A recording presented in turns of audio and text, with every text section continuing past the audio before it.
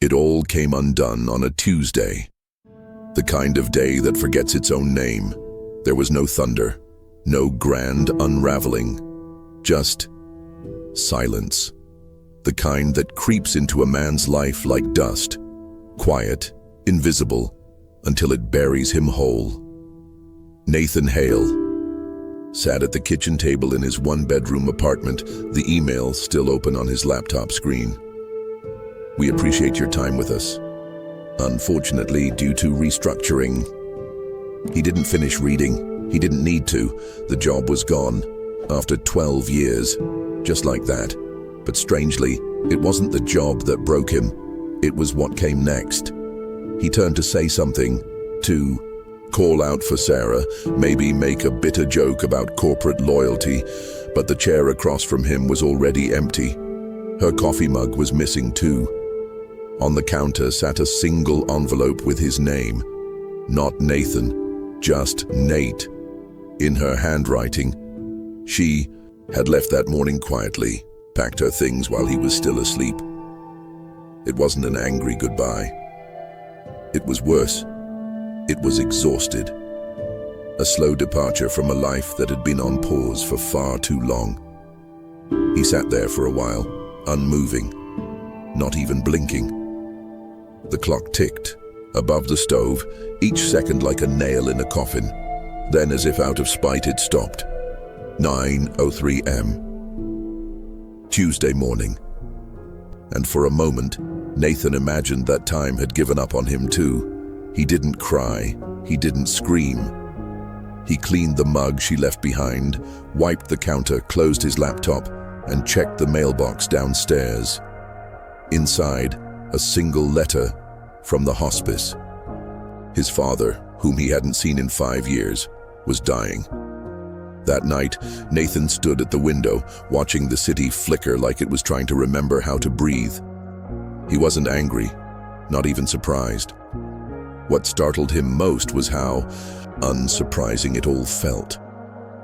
As if every moment of his life had been leading quietly to this collapse. He had always told himself he was waiting for the right time, to write that novel, to start his podcast, to move cities, to propose, to leave, to live. But the right time had a funny habit of never arriving, and now, in the span of a day, everything he had used to delay the dream was gone. He found himself at a bus station the next morning, ticket in hand, eyes hollow. The ride to the hospice town took 4 hours. He stared out the window the whole way, watching telephone poles race each other across dead fields. When he arrived, the receptionist led him down a quiet hallway that smelled of lemon disinfectant and old flowers. "Your father's been asking for you," she whispered. Nathan nodded, though he didn't know what he'd say. He hadn't spoken to the man in 5 years, not since the last fight. The one where his father said, "Dreamers drown when they forget how to swim." And Nathan, in turn, had said nothing, only left. Now the old man was behind door 12B, and Nathan, still not ready, stood frozen in front of it, his hand raised but unmoving, like a man about to knock on the door of his own life. Then, from down the hallway, came a slow, scraping sound, a mop dragging across linoleum. The janitor, tall, silent, perhaps in his 70s, paused briefly to glance at him. There was no expression, just recognition, like he had seen this scene 1,000 times. Nathan lowered his hand. He wasn't ready. He walked away from the door and found a bench by the window, sat down. Outside, the wind stirred the leaves in circular patterns, as if nature itself was stuck in some invisible loop. In that moment, Nathan realized he wasn't mourning his job. He wasn't grieving Sarah. Not even yet his dying father. He was mourning himself. The version of him that never came to life. The one who waited too long. The door creaked open like a sigh from time itself. Room 12B. It smelled faintly of antiseptic and old pages, like someone had tried to clean memory itself but failed. Nathan stepped in slowly, heart thudding in his throat. There, beneath a thin white sheet, lay a man who once cast a shadow so large Nathan couldn't see himself when he stood beside him. His father, lean now, worn to the bone. Grey hairs curled at the temple. A pale oxygen mask clung to his face like a last word that never made it out. Nathan stood there, stiff and uninvited, like a guest in his own story. "I wondered when you'd show up," came a faint voice. Not from the bed, but from behind him. It was the janitor, same mop, same expression, calm as ever, as if he'd been sweeping regrets for decades. Nathan blinked. "You know me?" The janitor chuckled softly. "Everyone who walks into 12B walks in with a storm. Yours just has more thunder." Nathan looked back at the bed, then away. "I don't know what to say to him," he admitted. "We haven't talked in years. Not really. Not since." He stopped himself, as if the words were too expensive. The janitor nodded, leaning slightly on the mop. "He's not here for words. He's here for silence. That's where truth lives now." Nathan frowned. "What does that even mean?" Instead of answering, the old man told a story. There was once a boy who lived on a cliff. Every day, he threw stones into the ocean to prove he was strong. He never noticed the small boat below, with a fisherman quietly patching the holes his stones caused. Years passed.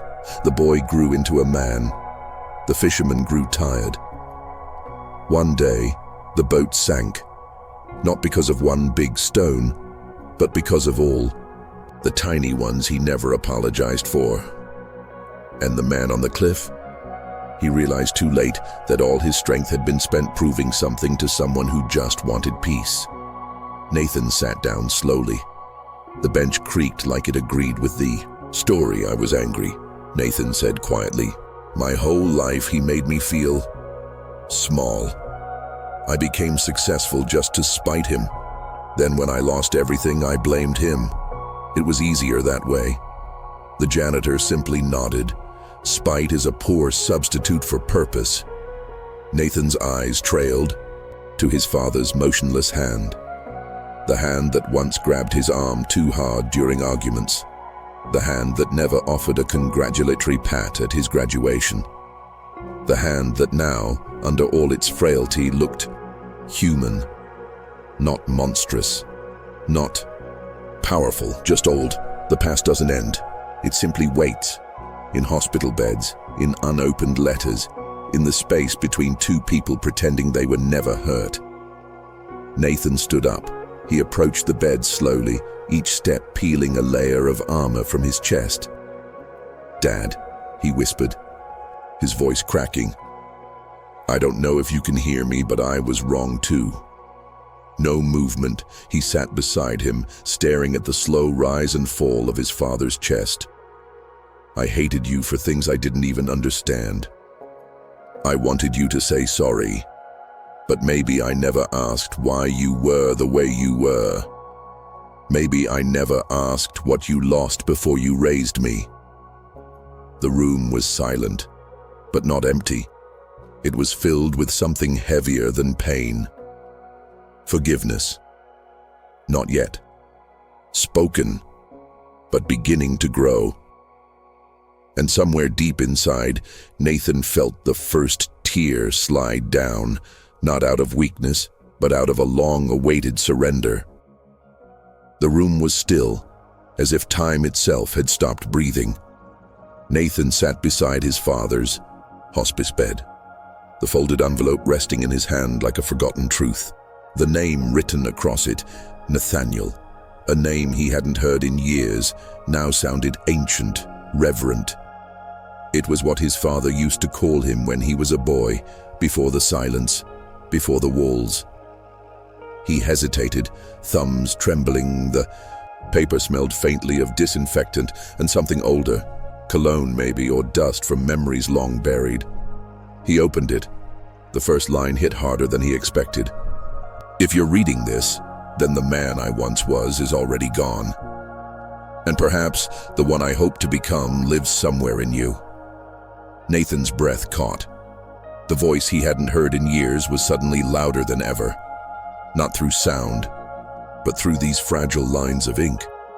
I was never good with words, Nathaniel. I learned how to build homes, fix pipes, survive war, but not how to hold a conversation with my own son. A lump built in Nathan's throat. His eyes flicked up to his father's chest, still rising and falling, still here, but barely. You were always sensitive, always searching for meaning in everything, and I mistook your depth for weakness. That's a mistake I carried, like a stone in my chest. Nathan remembered the fights, the silence after, the slammed doors, the unspoken expectations, the ones he failed, the ones he never understood. He thought his father had never seen him, but the truth was more painful. He had. He just didn't know how to say it. The day your mother died, I broke. You were 10. You needed a father. I became a ghost. The letter pulsed with a rawness that made Nathan's hands tremble. It was as if every word came from a place stitched with regret and stitched too late. I wasn't angry at you, Nathaniel. I was angry at myself for not knowing how to love you the way you needed. I saw you growing distant, and I thought if I was harder on you, you'd come back. But all I did was push you further. Nathan wiped his face. He hadn't even realized the tears had fallen. The hospital walls began to blur. He was no longer in the room. He was 10 again, then 15, then 23. All the ages he stood in front of this man, waiting, wanting. And now, this letter. A whisper from the end of the world. There's something you need to know. There was a moment. I wanted to tell you everything. I wrote you a letter 10 years ago. I never sent it. He looked up sharply. I left it with an old friend who worked night shifts at this place. He was a janitor then. You've probably met him, kind soul. Said he'd wait until the time was right. Nathan froze. The janitor, the parable, the timing, a strange wind stirred inside him, like realization opening a door he didn't know existed. I asked him to give you that letter if you ever came here, if you ever forgave me enough to walk through that door. Nathan clutched the current letter. Tighter, almost shaking. The air in the room thickened. It wasn't coincidence. It wasn't chance. The janitor was meant to be there. That metaphor about the boy and the fisherman, it wasn't just a parable. It was a confession. A way of saying, I knew I failed you, but I never stopped hoping you'd return. The final lines of the letter were barely legible, as if the hand that wrote them had grown weaker with each syllable. I don't expect you to forgive me, but I hope this brings you peace. You're more than I ever was, Nathaniel, more than I ever told you. Live the life I didn't know how to. I love you. There was no signature, just space, empty and open like a door left ajar. Nathan sat in silence, the letter pressed to his chest, and for the first time in years, the silence didn't feel like a punishment. It felt like a pause, like a moment before a beginning. Then he heard it, faint but there, a sharp, continuous tone. The hospital monitor, flatline, the world tilted. He turned toward the bed, and everything in him shattered. He stared at the silence. It was louder than any scream he'd ever heard. The monitor let out that long, unwavering tone, the one every soul dreads. The flatline, the final declaration that time has run out. Nathan's breath caught in his chest. For a moment, he didn't even blink. His eyes were locked on the lifeless frame of the man who had given him life, and then withdrawn from it. The nurse entered quickly, as if to take over, but Nathan lifted one hand. Not yet. He walked to the edge of the bed and looked at the body not as a son, but as a man who had spent years building resentment, only to discover too late that the bridge back had always existed. It had just been hidden under layers of pain. Nathan slid the letter back into his pocket. His hands trembled. His voice found no words, so he whispered with his eyes, "I forgive you." The old man didn't hear it, but maybe, in some echo of the universe, he felt it. The days that followed moved like ghosts, the kind that haunt not because they scream, but because they watch. Nathan buried his father on a gray Tuesday. The sky mourned, but the world didn't stop. Emails still came. Traffic still honked. Strangers still laughed outside coffee shops. But something in him had changed, something irreversibly sharp and raw, like skin pulled from the bone. He sat alone in his father's study that night, the one room he was never allowed in as a boy. The bookshelves were filled with unread lives, the desk still holding the indent of the man's elbows. There were photos, black and white, curled at the corners, of a younger father, smiling in ways Nathan had never seen. He found a leather-bound journal in the bottom drawer, and inside, years of half-written entries, thoughts, pain, attempts. I don't know how to be a father when I still don't know how to be a son. He looks at me with anger, but I think it's just a reflection of mine. Today, he slammed the door, but I deserved it. I wanted to follow him. I didn't. I never told him I loved him. I hope someday he understands I tried the only way I knew how. Each line was a dagger and a balm. Each sentence gave Nathan something he never thought he'd receive. Context. He wasn't hated. He wasn't abandoned. He was misunderstood by a man who misunderstood himself. A week later, Nathan found himself standing on the edge of the ocean, the same cliff he'd visited as a child, where the waves threatened to swallow the sky. In his hand was a torn page from the journal, one that simply said, "Let him be free of my mistakes. Let him write a better story." Nathan read it aloud to the wind, and then with a quiet exhale, he let the page go. The wind caught it, carried it, and delivered it to the mercy of the sea. And in that moment, the moment the page disappeared, so did the weight. That night, Nathan returned to the janitor's bench outside the hospital. The man was sweeping again. "You never told me your name," Nathan said. The janitor smiled. "Names are like doors. Not all of them need opening." Nathan nodded. "He's gone." "I know," the janitor said, still sweeping. "He wrote me a letter, and I found his journal. He wasn't what I thought." The janitor stopped, looked up. "Nobody is." Nathan sat beside him. "He told me to live the life he didn't know how to." "And will you?" the janitor asked. Nathan looked out toward the empty street. "I think I already started." The janitor leaned back on his broom, then shared one last story. "You know, there's a tale of a tree that grew in silence. No birds sang to it. No sun reached it. But its roots, they traveled deep, deeper than any tree around it. When the storm came, the tall trees fell, but the silent one remained. Not because it was loud, but because it endured." Nathan listened closely. "You were the silent tree," the janitor said. "But now you can grow toward the sun." Nathan stood, this time feeling lighter. And as he walked away, he didn't look back. Not because he didn't care, but because he finally forgave the version of himself that had been waiting for someone else to change first. The phone's shrill ring shattered the quiet of the dawn. Nathan's hand hovered, reluctant, before he answered. The voice on the other end was calm, measured, the kind of voice that speaks with authority but without malice. "Mr. Harris, this is Amelia from the Foundation. We've reviewed your father's final journal and the letter you sent. We'd like to offer you the opportunity to lead a new community program, one dedicated to helping families reconcile through the kind of healing your story reflects." Nathan's breath caught.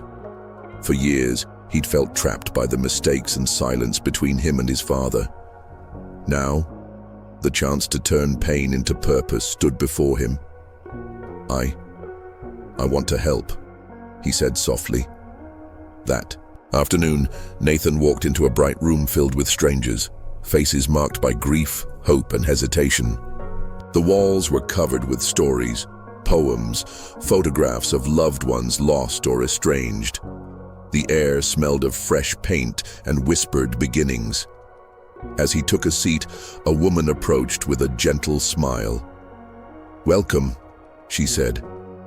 "This place is about transformation, about turning the hardest days into the lessons that set us free." Nathan looked around, remembering the janitor's story of the silent tree. He thought of the storm, the roots, and how endurance was the quietest strength of all. The sessions were not easy. Each story shared was a mirror held up to the soul. Nathan listened as others bared their regrets, fears, and fragile hopes. Sometimes he spoke, carefully, honestly, about his father, his anger, his forgiveness. One day, during a quiet moment, the woman who had welcomed him told him a story. "Imagine a river," she began. "The river flows strong and wild, carving through mountains and valleys. But at times the river meets a rock, unmovable, cold. The water does not stop. It moves around, sometimes eroding the rock, sometimes finding new paths. The river adapts, always forward." Nathan thought about his own journey, the stones of anger, the cliffs of regret, and how he had learned to flow around them instead of crashing against them. Weeks turned into months. Nathan found himself waking with a new kind of lightness, a clarity that had seemed impossible before. The community grew, stories intertwined, and healing began.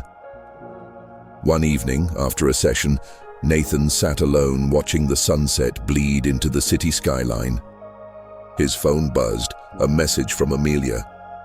"Your father's story is inspiring more people every day.